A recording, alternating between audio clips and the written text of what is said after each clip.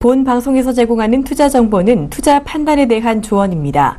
방송에서 제공하는 주식의 가치, 가격 상승 및 가격 하락에 대해서는 방송사에서 보장하지 않습니다.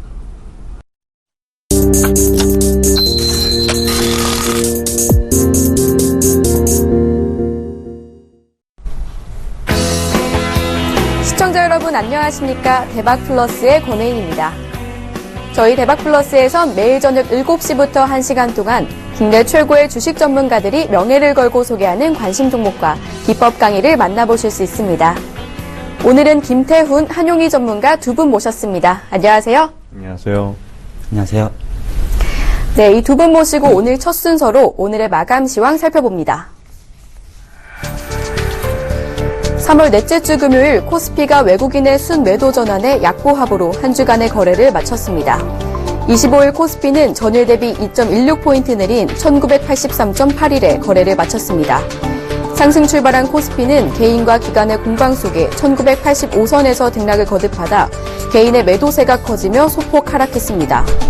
외국인은 팔자로 전환하며 지수를 끌어내렸고 기관이 19일 만에 순매수로 돌아섰지만 지수 하락을 막기에는 역부족이었습니다. 업종별로는 혼조세를 보였습니다. 의약품이 2.16%로 큰 폭 상승했고 은행은 1.43%, 운수장비는 1.08% 내렸습니다. 코스닥은 외국인과 기관이 지수를 끌어내리며 전일 대비 3.06포인트 내린 683.20에 거래를 마쳤습니다. 업종별로는 등락이 엇갈렸는데요. 시총 상위 종목은 하락세가 컸습니다. 코데즈 컴바인이 8.10%, 카카오는 4.02%, 코미팜은 2%대 내렸지만 CJ-ENM은 3.07% 올랐습니다. 자, 이렇게 해서 오늘 시장 간단하게 살펴봤습니다. 저희 대박플러스에선 8명의 전문가들이 관심 종목을 놓고 경쟁을 벌이고 있는데요. 과연 오늘은 어떤 전문가의 종목이 가장 높은 수익을 기록했을지 화면으로 만나보시죠. 먼저 3위는 한용희 전문가의 디오가 5.4% 기록했고요. 2위는 한준호 전문가의 LS산전이 6.5% 기록했습니다. 마지막으로 1위는 한용희 전문가의 태웅이 9.9% 기록했습니다. 네, 종목 수익률 베스트 3 살펴봤습니다. 한용희 전문가의 태웅이 어제 이어 오늘도 1위 차지했는데요. 한용희 전문가님, 네, 축하드립니다. 네, 감사합니다. 간단하게 종목 리뷰 한번 들어볼 수 있을까요? 네. 제가 이 거래일 만에 10% 정도의 수익률을 나긴 했는데요. 사실 리뷰라기보다는 이런 말씀을 드리고 싶어요. 폭락장 속에서도 여러분도 충분히 좋은 기업만 갖고 가시면은 주가는 상승하기 마련이거든요. 그래서 여러분들도 이런 폭락장 속이나 시장이 출렁거려도 여러분들 진흙 속의 진주처럼 좋은 기업 충분히 가져가실 수 있으니까요. 저와 함께 하시면 좋은 수익 나실 수 있을 거라고 생각합니다. 네, 잘 들어봤습니다. 계속해서 오늘 출연한 두 명의 전문가와 함께 오늘 시장 정리와 향후 시장 전망에 대해서 이야기해 보겠습니다. 네, 먼저 한용희 전문가님, 코스피 시장에서 외국인과 기관이 지금 반전되는 수급 동향을 보였는데요. 앞으로의 향후 시장은 또 어떻게 바라보시나요? 네. 사실 오늘 코스피 지수 같은 경우에는 1990선이 무너지는 모습을 보였죠. 그래서 오늘 증시에서 기관이 매수세를 보였지만 반대로 외국인이 12거래일 만에 순매도로 전환을 했습니다. 이로써 지수 하락을 견인했다라고 볼 수 있는데 이 이유는 이제 미국 달러 강세에 따른 외국인 매도가 소폭 하락시킨 원인으로 작용할 수가 있습니다. 또한 이제 미국 연준위원들이 매파적인 성격을 드러냄으로써 금리 인상을 점치는 점이죠. 이 부분에서 또 지수가 하락되는 부담으로 작용을 했고요. 하지만 이제 국제유가가 좀 안정화되고 나서 코스피 지수가 단기적인 숨고르기 장세일 뿐 제가 보기에는 2000선 탈환은 무리 없이 진행될 수 있을 거라고 전망하고 있습니다. 네, 계속해서 김태훈 전문가님, 최근 알파고 이슈로 인공지능 관련주들이 부상했는데요. 이와 관련해서 코스닥 시장에 대한 이야기도 들어보겠습니다. 네. 인공지능이 오늘 하루 종일 시장에서 많은 얘기가 나왔습니다. 삼성전자 이인종 무선사업 부사장님께서 이 블룸버그 통신하고 인터뷰에서 인공지능과 그다음에 소프트웨어 분야에 대해서 모든 가능성을 열어두고 M&A를 찾고 있다라는 말씀을 하셨는데요. 이러다 보니까 우리 코스닥 시장에 있는 이 인공지능 관련주들, 디오텍이나 오픈베이스, KL랩, 우리기술, DPC 이런 종목들이 급등을 했습니다. 그런데 이제 삼성전자의 M&A가 단지 이제 우리나라 국내에서만 이루어진 게 아니라 전 세계 글로벌로 발생하고 있기 때문에 굳이 뭐 우리 시장에서 그렇게 좀 종목을 찾아서 어떤 기업을 인수한다고 이렇게 좁게 생각하기보다는요, 좀 넓게 봐야 될 것 같고요. 오늘은 코스닥 시장에서도 그 슈퍼 주총대회였습니다. 거의 뭐 많은 기업들이 오늘 주총을 열었었는데요. 그러다 보니까 하루 종일 그 감사보고서가 쏟아져 나왔습니다. 이 감사보고서들이 갖고 있는 의미들은 여러분 잘 아시겠지만요. 그 회사가 전년도, 회계년도 동안, 1년 동안 어떻게 장사를 잘했는지 그걸 보여주는 것이고요. 그리고 향후에 그런 실적을 갖고 이 회사가 어떻게 성장해 갈 것인지 그걸 보여주는 바로미터가 되겠습니다. 이런 슈퍼주총대회에서 특히 이제 눈길을 끌었던 것들이 이제 반도체 종목들이었는데요. 반도체 종목들이 코스닥에 많은 기술주들을 구성하고 있어서 이런 종목들이 그나마 실적을 잘 내고 있다는 게 향후에 지수 700을 탈환할 수 있는 그 가능성을 보여주는 것 같습니다. 네, 두 전문가와 함께 코스피와 코스닥 향후 시장 전망에 대해서 이야기해 봤습니다. 계속해서 오늘의 첫 번째 기법 강의 어떤 분이 준비하고 계신지 화면으로 만나보시죠. 오늘의 대박 플러스 첫 번째 기법 강의는 실전에 강한 기법만으로 승부하는 한용희 전문가입니다.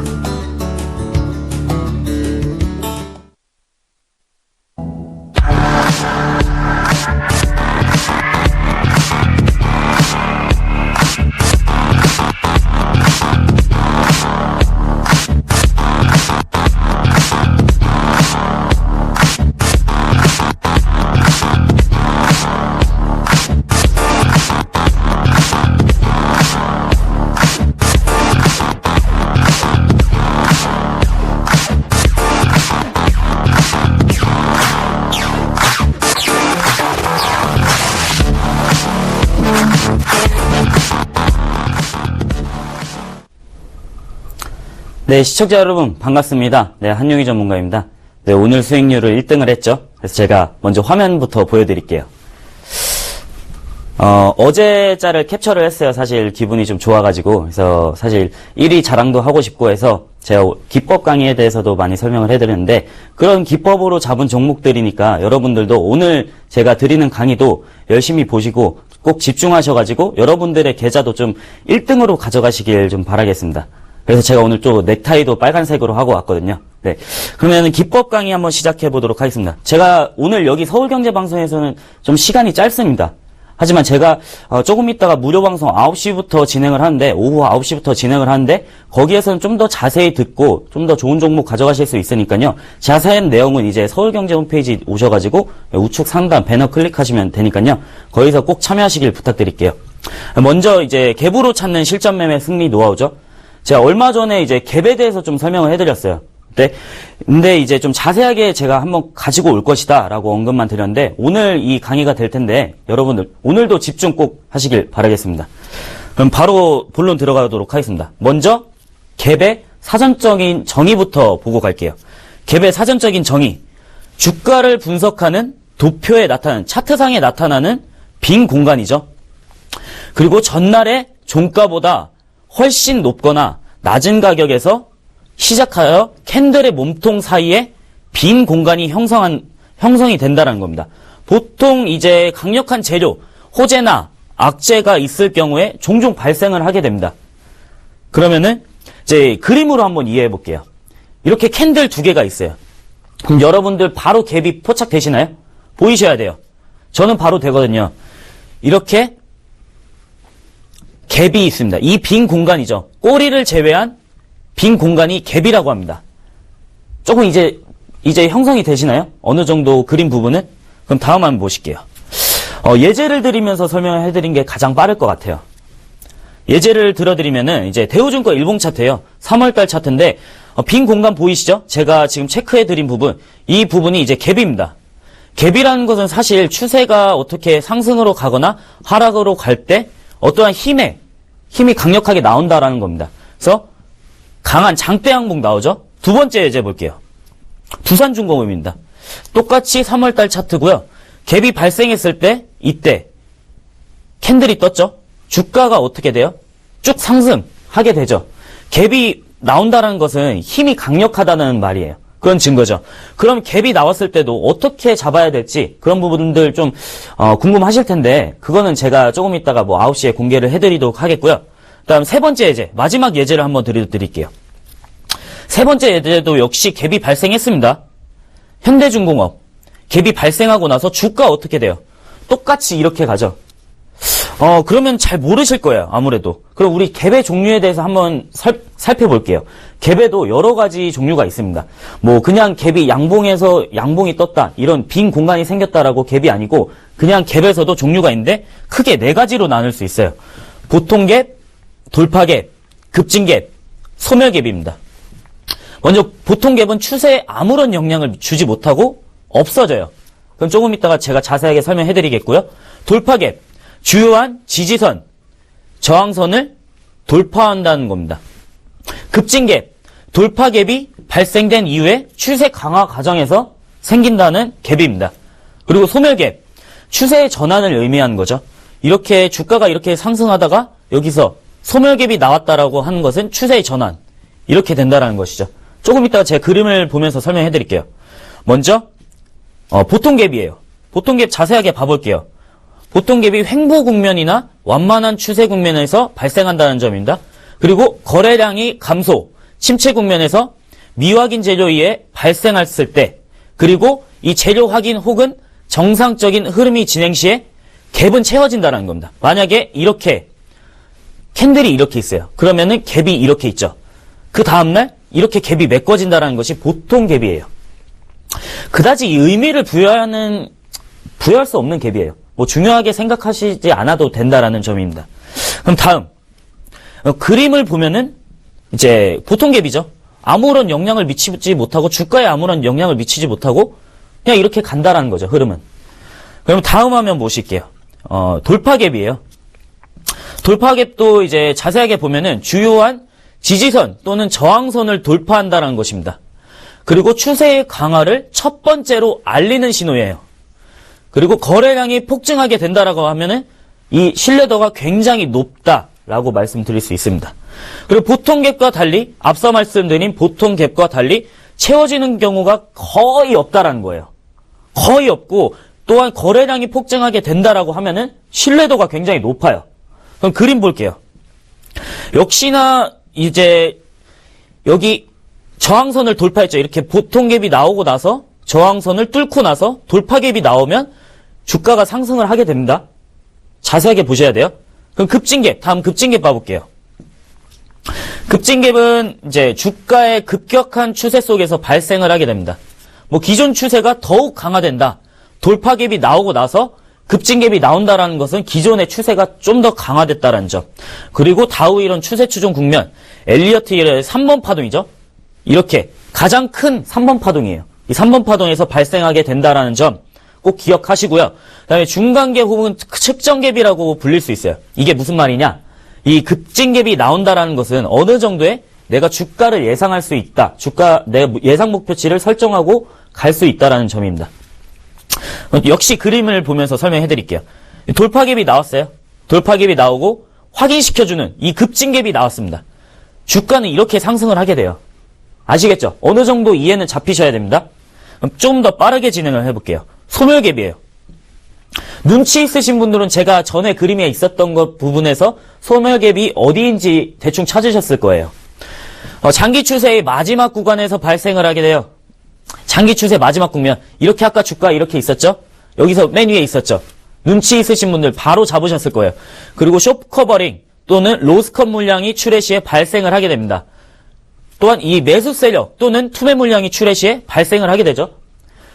이 소멸갭이 발생을 하게 된다라는 것은 추세의 전환. 앞서 말씀드렸죠? 추세가 전환된다. 상승을 하다가 소멸갭이 나오면 하락을 하게 되고 하락을 하다가 소멸갭이 나오면 상승을 한다. 어떤 건지 조금 아시나요? 이제? 그러면 그림, 역시 그림을 보면서 설명해드려야죠. 쉽게. 소멸갭이에요. 전체적인 그림은 어때요? 주가가 이렇게 올라요. 역 V자 반등. 역 V자를 그리면서 이제 소멸갭이 나옵니다. 그러면 추세가 어떻게 돼요? 이렇게 내려오죠. 아시겠죠? 그럼 마지막으로 좀 이제 마지막 갭을 좀 설명해 드리겠는데요. 섬골 반전형이에요. 섬골 반전형이 뭐냐? 대충 이름만 들으면 뭔지 아시겠어요? 섬골 반전. 섬이죠. 섬이 어떻게 돼 있어요? 따로 떨어져 있죠. 육지와 떨어져 있는데 섬골 반전. 이런 비슷하다는 말이에요. 영어로도 이제 아일랜드죠. 아일랜드로 쓰는데 이 소멸갭과 돌파갭이 발생되면서 형성되는 모양이에요. 아까 그림에서 보셨을 때 대충 진짜 눈치 빠르신 분들 보이실 거예요. 이렇게 소멸갭이 이렇게 나왔다. 뭐 여기서 소멸갭이 나왔는데 여기 섬골 반전형이 나왔다라는 것은 이제 추세가 반전되는 똑같은 신호라고 볼 수 있죠. 그리고 추세 전환 신뢰도가 굉장히 높다라고 볼 수도 있습니다. 그리고 새로운 추세에 대한 확인이 필요하기에 좀 분석을 하셔야 되고요. 그다음에 상승 또는 하락 추세의 막바지 국면에 발생을 하게 됩니다. 어때요? 아까 제가 계속 설명해 드리죠. 이렇게 주가가 이렇게 있거나 이렇게 있거나 여기서 섬골 반전 나와요. 그럼 신뢰도가 높으면서 상승 추세, 하락 추세가 반전된다라는 겁니다. 이제 좀 아시겠죠? 이렇게 섬골 반전형이 나왔어요. 소멸갭 나오고 나서 이 좀 떨어져 있는 섬골 반전형이 나온다라는 것은 추세에 대한 반전에 대한 확인. 아시겠죠?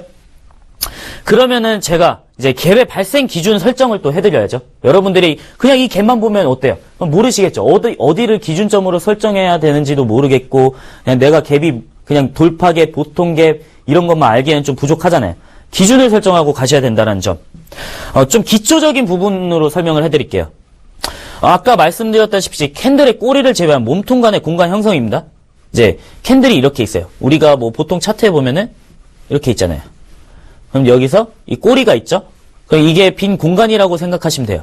이 꼬리는 없다라고 보셔도 된다라는 점이에요. 이 기준점을 설정하시고 좀 갭을 포착하시면 좋다라고 말씀드릴 수 있고요. 이 캔들과 몸통의 몸통 사이에 종가와 시가의 갭도 포착할 수 있는데 만약에 이렇게 음봉이 나왔어요. 이렇게 음봉이 나왔는데 또 이렇게 다음날 이렇게 양봉이 나왔습니다. 양봉이 나오는데 종가 어때요? 종가와 시가의 갭 어때요? 이 종가 이때 종가죠. 음봉이 나왔을 때 종가 그다음에 시가 좀 떨어져서 그릴게요. 시가가 이렇게 나왔을 때 여기 시가 이것도 갭이라고 볼 수 있는데 사실 저는 이거는 의미부여하지 않고 그냥 조금 넘어가셨으면 좋겠다라고 그다지 중요하지는 않다라고 생각하니까요. 이 부분은 그냥 이렇구나라고만 생각하시고 가시면 좋을 것 같아요. 그다음에 갭의 소멸 기준이에요. 추세 상승 시 이제 공간의 하단부 갭의 공간이 어때요? 이렇게 나와 있죠. 추세가 상승하고 있어요. 상승하다가 이 하단 부분 이탈하게 돼요. 그러면 갭이 소멸된다. 추세가 하락 시에 갭이 나왔어요. 갭이 나왔는데 다시 이 갭이 메꿔진다라고 하면은 또 소멸. 좀 아시겠죠? 이해 안 되시는 분들은 조금 이따 9시에 오셔가지고 무료 방송 꼭 참여하세요. 네, 갭의 기준가를 설정할 수 있어요. 역시나 좀 이제 아까 말씀드린 기준가로 설정하는 부분도 똑같아요.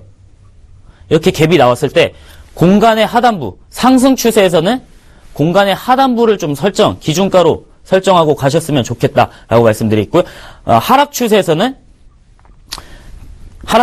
공간의 상단 부분을 보고 기준가, 우리가 매수하는 시점이죠. 이 기준가를 보고 가져가셨으면 좋겠다라고 말씀드리겠습니다. 그러면은 갭이 주가에 미치는 영향은 어떻게 될까요? 먼저 CNS 일봉 차트인데요. 15년도 1월부터 4월까지의 차트예요. 굉장히 많이 상승했어요. 캔들로서 보면 10배, 일봉 차트에서 10배 상승이죠. 어마어마한 수익률이에요, 사실. 근데 이 부분에서 갭으로 보시면 다 포착이 돼요. 이렇게 포착이 돼요. 제가 지금 까만 선으로 그어드린 부분이 갭이 발생한 시점입니다. 뭐 보통 갭도 있고, 보통 갭도 있고, 지금 급진 갭도 있고 다 있습니다. 섞여 있습니다, 지금. 근데 이런 부분들이 다 주가에 대한 상승에 여력을 미친다라고 말씀드릴 수 있겠죠?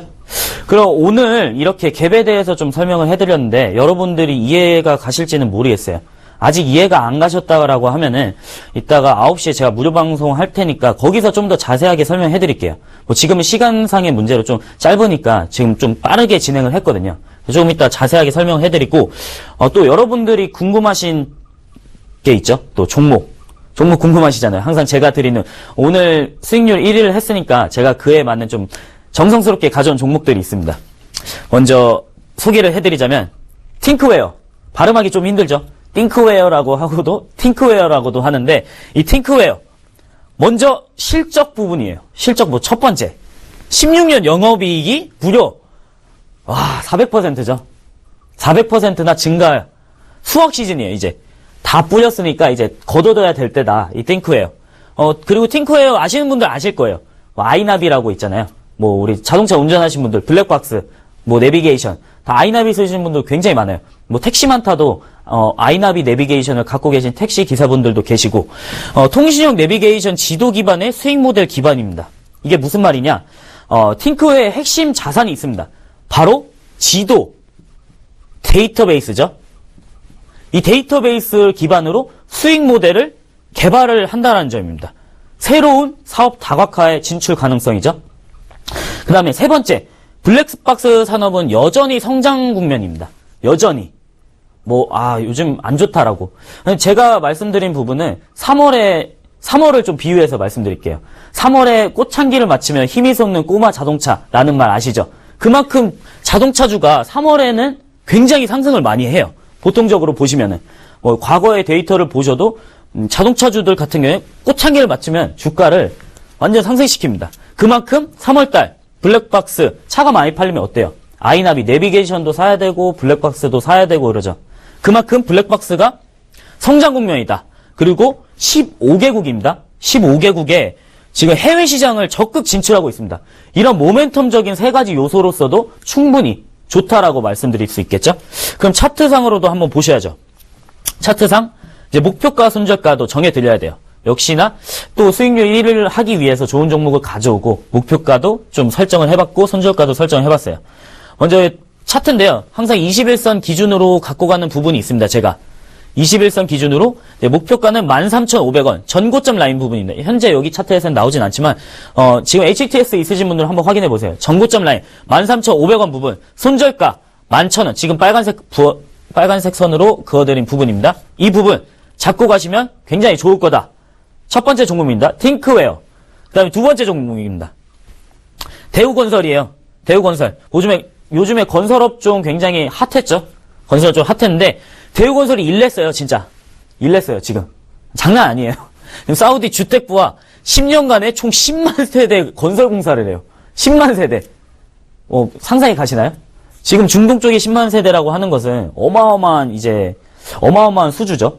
그리고 역대 최대입니다. 이 사업비가 21조에서 23조예요.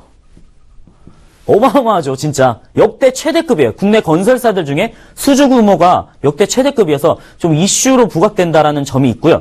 그 다음에 이제 150만 대 세대를 7년 동안 464조 원을 사우디에서 투자를 해서 이제 공사를 한답니다. 이게 7년 동안 약 150만 대 세대를 추가적으로 투자를 해서 공급한다라는 점. 여기서 이제 10만 세대 건설 공사를 수주를 했고요. 그리고 건설업종 자체가 사실 많이 빠지기는 했습니다. 여러분 건설업종으로 힘드신 분들도 많이 있으시고 할 텐데 이런 실적 우려에 대한 해소. 요즘에 건설업종 꿈틀꿈틀 거리고 있죠. 꿈틀꿈틀 거리면서 주가가 이렇게 올라오려고 해요. 이때 잡으셔도 무리가 없다라고 말씀드릴 수 있어요. 그래서 실적이 좀 개선될 수 있다. 실적 부분은 항상 갖고 가셔야 된다는 점 제가 주목해서 말씀드리겠고요. 또 세 번째 종목은 제가 좀 무료 방송에서 먼저 대우건설 목표가도 설정해드려야죠. 이 중요한 걸 좀 놓치고 넘어갈 뻔했네요. 목표가 7,500원이에요. 역시나 전고점 부분을 좀 기준가로 설정을 해서 말씀드릴 수 있을 것 같고요. 손절가도 6,000원 정도. 이 부분이죠. 이 부분을 설정해드리면서 가면 좋을 것 같다라고 말씀드리겠고요. 세 번째 종목은 제가 좀 핵심 주력주로 갖고 가려고 하는 종목인데 특급 종목. 아직까지는 공개해드리기가 좀 뭐해요. 그래서 제 수익률 1위를 자랑을 하고 싶어요. 그래서 한용의 특급 종목 오늘 설명해드리겠는데요. 먼저 16년도에서 17년도 입주시장 호조세로 굉장히 실적이 좋을 것이다. 어떠한 실적 부분, 계약 부분에서 기업의 계약 부분에서 굉장히 좋은 흐름이 나올 것이다 라고 말씀드릴 수 있고요. 수도권 아파트 중심의 인허가로서 기업 간의 B2B죠. 기업 간의 부업 가구 수요가 증가할 것이다. 지금 조금 눈치 있으시거나 주식시장에서 오래 계셨던 분들은 제 이 설명만으로도 어떤 종목이구나 라고 생각은 하실 수 있어요. 자, 오늘 무료 방송에서 그럼 공개를 할게요. 9시부터 10시까지 하는 무료 방송에서 이 종목 공개할 테니까요. 제 수익률 1위 한 저 한용희 전문가의 오늘 무료 방송 보시면은 꼭 이 종목 갖고 가시면 좋을 것 같아요. 제가 보기엔 이 종목 정말 좋다라고 생각하거든요. 또 차트상으로 한번 보여드릴까요? 차트상으로 제가 그 태웅이라는 종목을 박스권의 기준을 설정을 했었어요. 박스권을 돌파한다는 점. 이 부분이 굉장히 긍정적이라는데 어떻게 보이세요? 이렇게 보이세요? 박스권 부분 있었죠? 빨간색 하단 이제 지지선 저항선이 있는데 여기 보이세요? 돌파하려고 그러죠. 역시나 이 태웅이라는 종목과 비슷한 양상을 보이고 있어요. 역시나 이것도 어떻게 보면 1위로 가져갈 수 있습니다. 오늘 제가 하는 방송에서 여러분들 오늘 이 갭에 대해서도 설명을 해드리고 또 오늘 이 종목도 가져가시면 좋을 것 같고요. 제가 오늘 갭에 대해서 좀 많이 말씀을 못 드렸는데 갭의 기준가 설정 어떻게 해야 되는지 그런 추가적인 설명은 제가 조금 이따가 해드릴 테니까요. 여러분들이 꼭 오셔가지고 무료 방송 참여해 주셨으면 좋을 것 같아요. 그럼 저는 여기까지 오늘 갭이랑 이 종목 팅크웨어랑 대우건설에 대해서 좀 설명을 마치겠고요. 저는 무료 방송에서 조금 있다가 다시 뵙도록 하겠습니다. 감사합니다.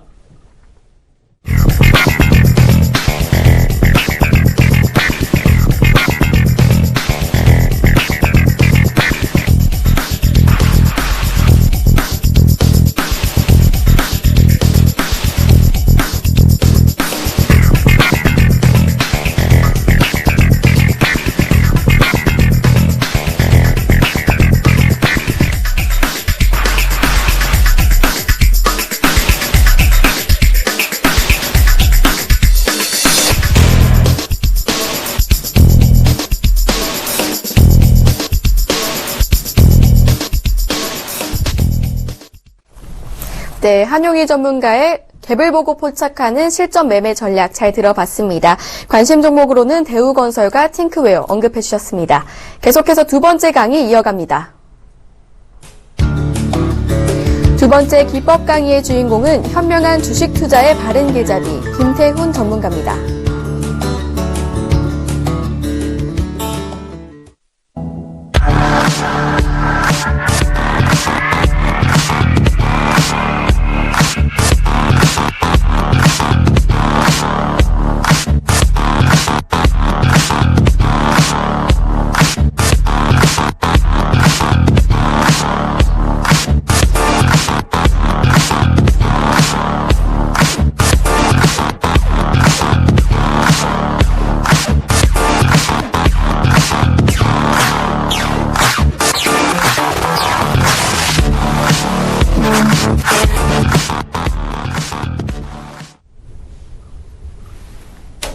안녕하십니까. 이번 주는 일주일에 벌써 두 번째 찾아뵙는 건데요. 지난번 방송에서 그 기본적 분석의 심화학습을 하셨다면, 이번에는 기술적 분석의 심화학습을 이제 소개해 드리겠습니다. 지난번에 말씀드렸듯이 기본적 분석은 종목을 찾기 위한 방법입니다.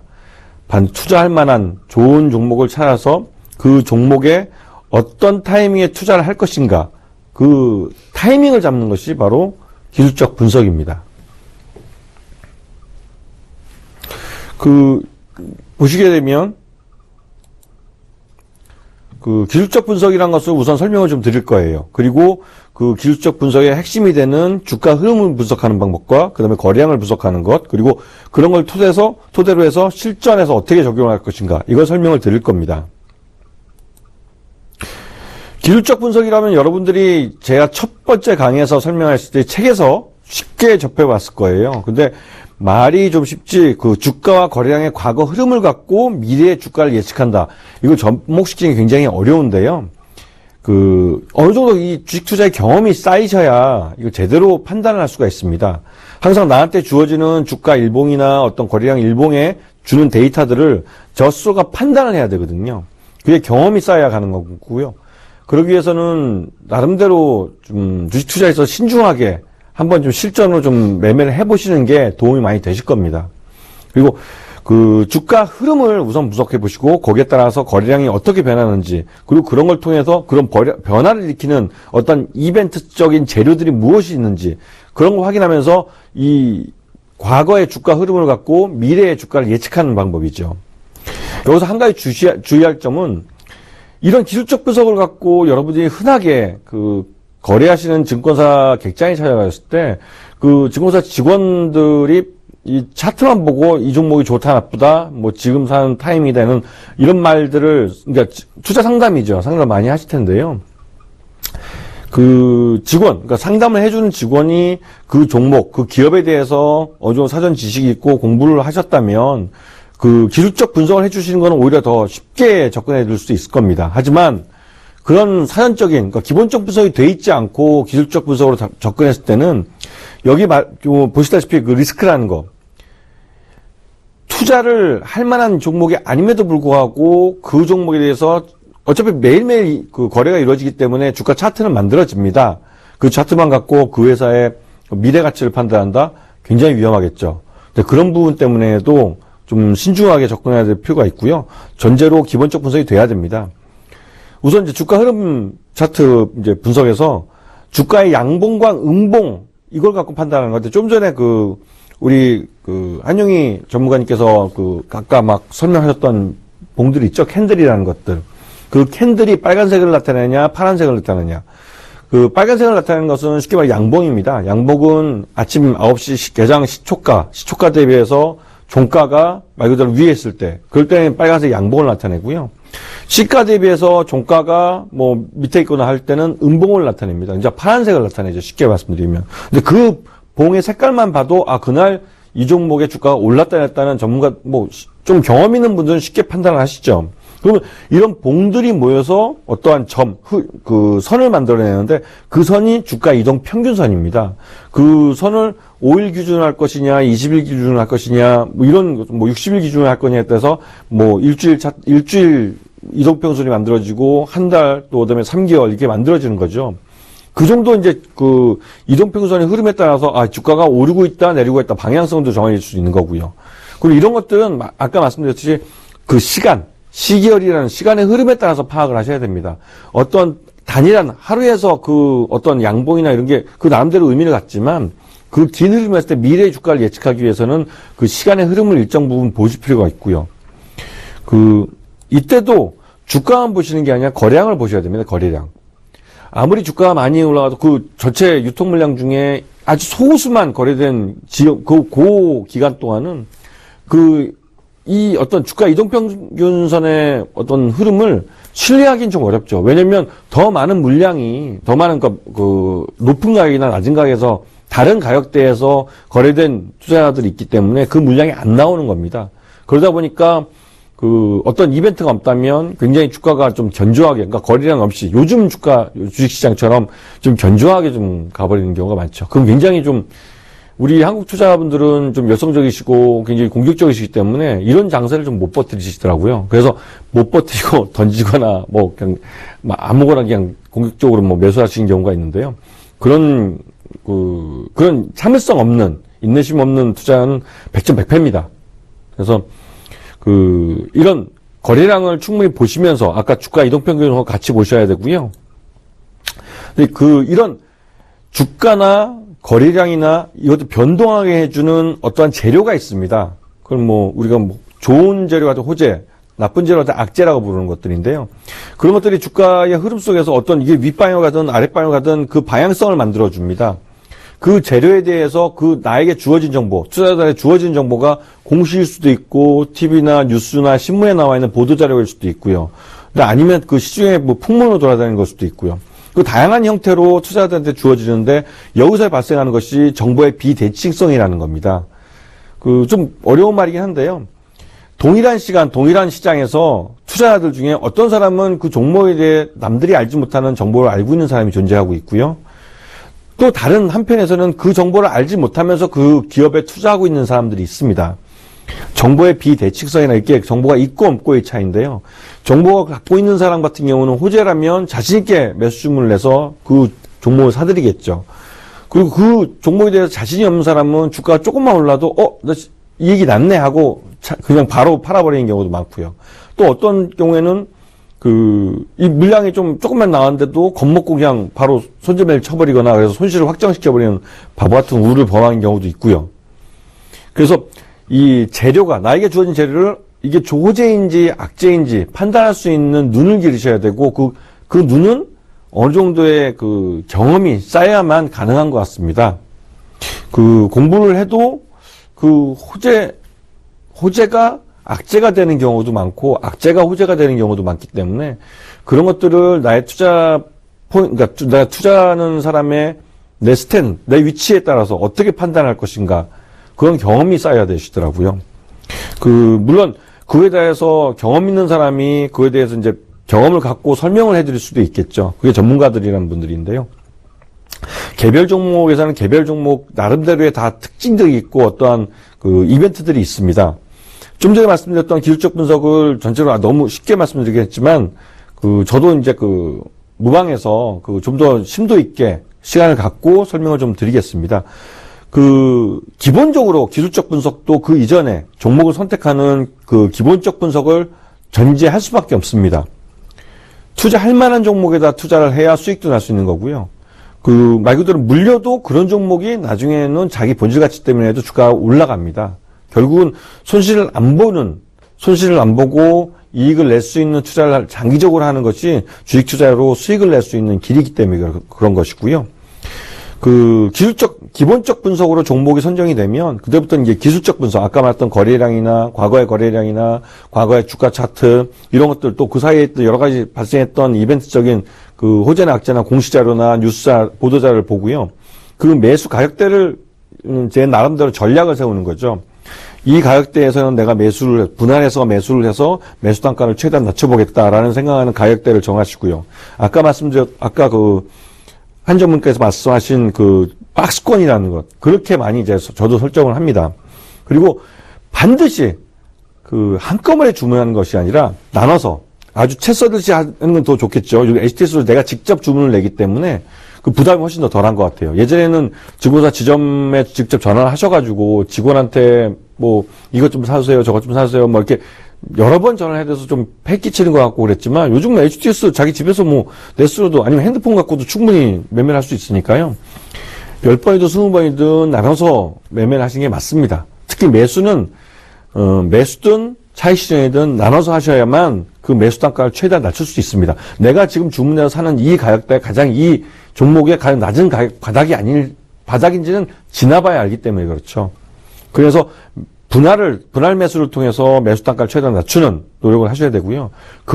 매수가 완료된 다음에는 내가 원하는 수익률이 나올 때까지 일단 기다리는 수밖에 없습니다. 저는 그걸 이제 기다림의 미학이라고 말씀을 드리는데요. 말은 좀 멋있죠. 기다림의 미학. 근데 그냥 기다리는 겁니다. 쉽게 말씀드려서. 매수가 완료되면 다음엔 투자 입장에서는 달리할 방법은 없습니다. 투자를 처음 결정했을 때 매수에 들어갈 때 어떤 가격대라는 걸 나름대로 좀 합리적으로 좀 생각을 해서 전략을 꾸미시고, 그래서 어느 정도 시간이 흘렀는데도 불구하고 수익을 못 내는 경우라면 그때 가서야 이제 손절매를 치는데, 그것도 손절매를 분할해서 하시는 게 맞습니다. 이미 분할해서 매수를 했기 때문에 그만큼 위험을 해치하고 있는 거죠.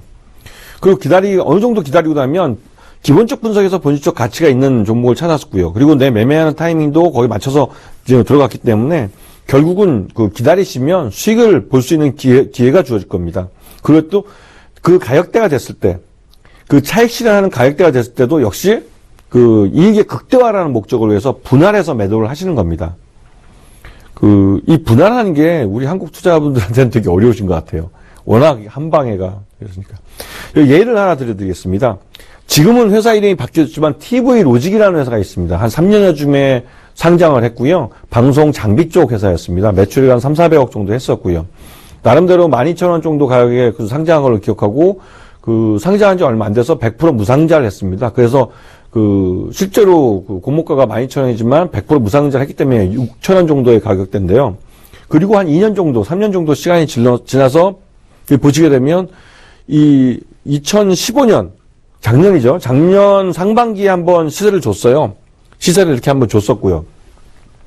시세를 준 다음에 그 다음엔 실적이 그렇게 좋지 않았기 때문에인지 반기로 계속 흘러내렸습니다. 늘리다가 여기 보시게 되면 여기 거래했던 이 거래량이 여기에서나 나오게 되거든요. 근데 보시게 되면 여기서 이제 정보의 비대칭성이라는 게 존재한다는 말씀을 드렸는데요.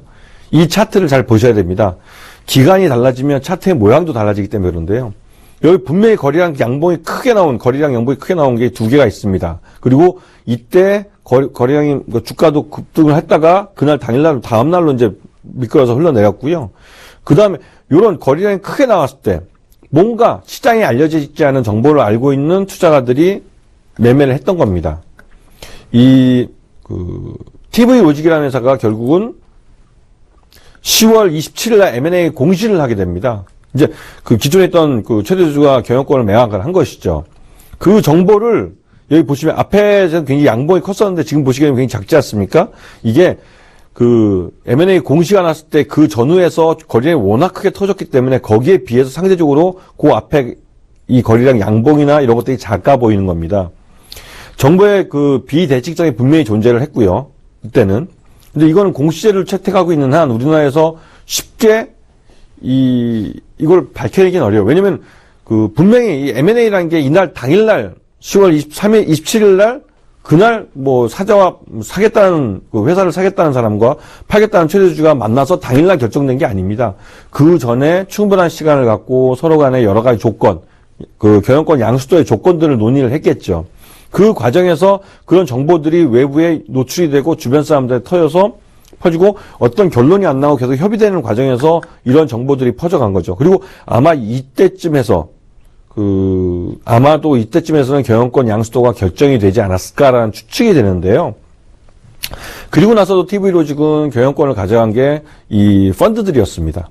이경국 대표이사의 최대주주 지분을 받아간 것이 펀드였기 때문에 실제로 그 펀드의 전주가 누군지 몰랐죠, 시장에서는. 하지만 경영권이 분명히 매각이 됐고 기존과 같이 방송 장비 업체가 아닌 다른 사업을 할 수 있는 가능성이 엿보인 거고요.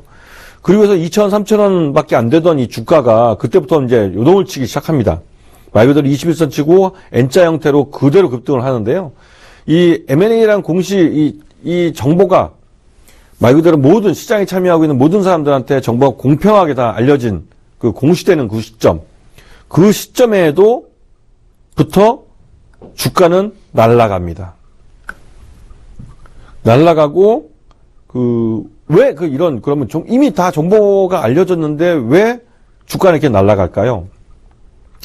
이 TV로직이 갖고 있는 좀 특성이 있었습니다. 그때 M&A에. 왜냐면 아까 말씀드렸듯이 인수자가 그 펀드였습니다. 펀드였다 보니까 가능성에 대해서 이 회사가 진짜 향후에 어떤 사업을 할 건지, 향후의 성장성에 이런 부분에 대해서 의문이 있었던 거죠. 그리고 물론 그 인수자가 누구였는지는 뭐 파신 분도 알겠고, 또 사신 분들, 거기에 관계된 사람들 알고 있었겠죠. 하지만 뭐 그게 어떤 이유에서든 공개가 안 되고 있었습니다. 그러다가 이게 12월 10일 날 이 임시주총을 통해서 경영권이 이제 그 인수자 쪽에서 경영을 할 사람들을 파견한 거죠. 임원을 이제 선임을 한 거고요. 기존 최대주주 쪽에 있는 사람들은 이제 사임을 해서 물러나가겠고요. 근데 그때 가서야 이 TV로직사를 인수한 그 회사가 중국의 양광칠성 미디어 그룹이라는 걸 알게 됐습니다. 그리고 여기에 나왔듯이 소문에 사고 뉴스에 팔라는 격언과 같이 이날 장대 음봉이 나와버렸습니다.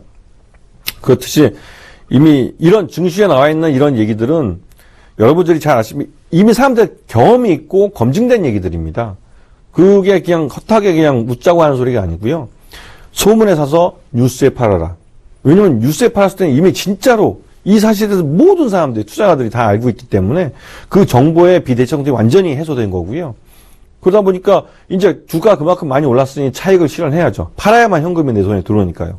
그래서 그쪽에서는 아마 그러니까 경영권이 관계된 지분 외에 나머지 것들은 아마 팔았을 겁니다. 그럼 모르죠. 그리고 한 가지 더, 이러한 과정을 거쳐서 보면 12월 10일 날 주총이 열렸고요. M&A가 완료됐고요. 16일 날 어떤 일이 있었냐면, 양광칠성 미디어 그룹에서 계속 몇백억 주고, 그러니까 이 회사를 인수했고, 이름도 세븐스타웍스로 바꿨는데요. 12월 16일에 뜬금없이 또 지적재산권을 이제 양광칠성 미디어 그룹에서 이 회사에 팝니다. 세븐스타웍스라는 회사에 팝니다. 그러면 세븐스타웍스를 인수하면서 거기에 들어갔던 돈들이 거꾸로 빠져나와서 최대 주주인 양광칠성 미디어그룹을 갔겠죠. 122억이라는 돈이 빠져나왔습니다. 앞에서 차트를 보시면 여기서 주가가 빠져서 흘러내리는 걸 보실 수 있습니다. 12월 10일, 12월 16일 IP, 그러니까 지적자산권에 대한 양수도가 이루어진 다음에 주가가 더 흘러내려서 옆으로 횡보하고 있는 건데요. 그때 이제 VR, 그런 테마가 이제 2월 달에 생겼죠. 가상현 시장. 그래서 이제 이게 그나마 주가가 유지하고 있는 것 같은데요. 제가 잠깐 말씀드렸지만 이 주가 차트 안에는 이러한 스토리가 다 들어있는 겁니다. 그리고 제가 이제 제가 좀 전에 앞에 설명드렸던 것들 다시 한번 리마인딩 하면서 제가 두 가지 종목을 말씀드리겠습니다. 한 가지는 한솔 CMP라는 회사인데요. 상장한 지 얼마 안 된 회사입니다. 12월, 아마 올해 1월 달인가 처음 상장을 했고요. 올해 첫 상장 회사입니다. 한솔그룹 계열사고, 핸드폰 케이스에 들어가는, 외장 케이스에 들어가는 코팅하는 회사고요. 그리고 나름대로 기술력 있고, 또 중국하고 인도에 요번에 공장을 새로 짓고요. 그래서 성장 가능성이 있는 회사고요. 이 회사 매출액이나 실적도 굉장히 좋습니다. 공모가는 13,000원에 들어왔고요. 지금 현재 13,000원에서 16,000원 정도 박스권 흐름을 보이고 있습니다.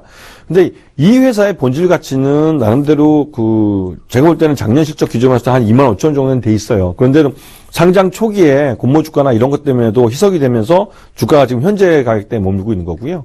근데 장기적으로 봤을 때는 이런 종목 같으면 자기 주가를 찾아갑니다. 근데 이 회사의 주가 흐름을 보시면서 아까 제가 앞에서 말씀드렸던 기술적 분석에 대한 여러 가지 것들을 한번 적용해서 분석을 한번 해보십시오.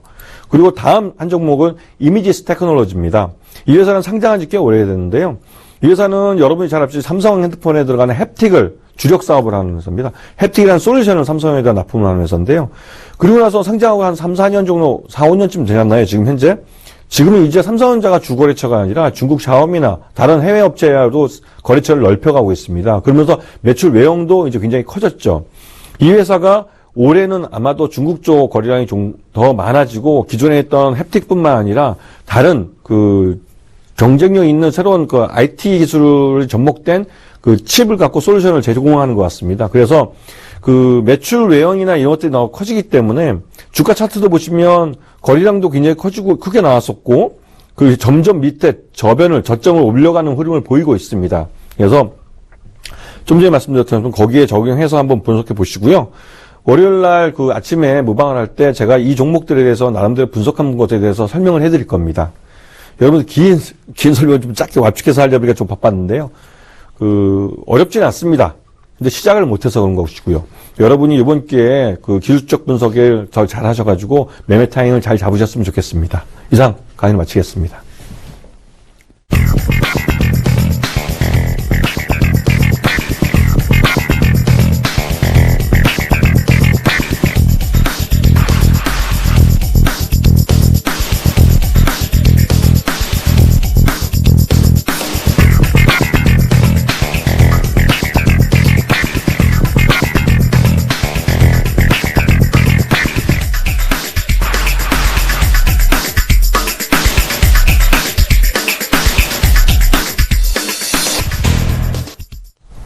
네, 김태훈 전문가의 백투더 베이직 강의 잘 들어봤습니다. 관심 종목으로는 한솔 CMP와 이미지스 언급해 주셨습니다. 오늘 출연한 두 명의 전문가가 제안하는 관심 종목과 기법 주목하시면 좋을 것 같습니다. 저희 대박플러스에서는 방송에서 미처 하지 못한 이야기를 위해 무료 공개 방송을 준비했는데요. 먼저 한용희 전문가님, 오늘 무료 방송 있으시죠? 네. 잠시 후 9시부터 10시까지 제가 진행하는 무료 공개 방송. 여러분도 오늘 갭에 대해서는 조금 모르시는 분들도 계실 거예요. 그 부분에 대해서 제가 핵심적으로 찝어드리고, 아까 말씀드렸죠? 종목 같은 경우도 제가 공개를 해드릴 테니까요. 우측 상단 보시면은 문의 전화 있잖아요. 그쪽으로 전화 주시면은 친절하게 상담해드릴 테니까, 꼭 오셔가지고 좋은 종목과 기법 강의 같이 들으시길 바라겠습니다. 네, 김태훈 전문가님도 무료 방송 예정돼 있으시죠? 네. 다음 주 월요일 날 아침 9시부터 10시까지 있고요. 다음 주는 3월달 마지막 한 주가 되는 시기입니다. 아시다시피 한 분기가 끝날 때는 윈도우 드레싱을 하게 되는데요. 그렇기 때문에 다음 주는 아마도 기관 투자자들이 지금 이번 주와 같은 매도를 보이지는 않을 것 같습니다. 그래서 다음 주 월요일 날 오전 9시부터 10시까지 마지막 3월달 한 달 마지막 전략을 같이 세워보시죠.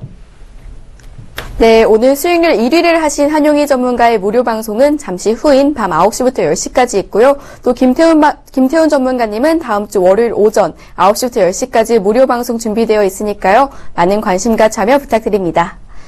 네, 저희 대박 플러스 준비한 순서는 여기까지입니다. 날이 부쩍 따뜻해지면서 봄 기운이 완연해졌는데요. 이번 주말 가까운 곳으로 꽃놀이 가시는 것도 좋을 것 같습니다.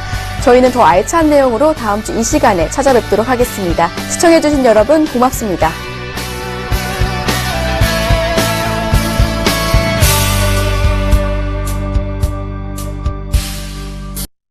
본 방송에서 제공하는 투자 정보는 투자 판단에 대한 조언입니다.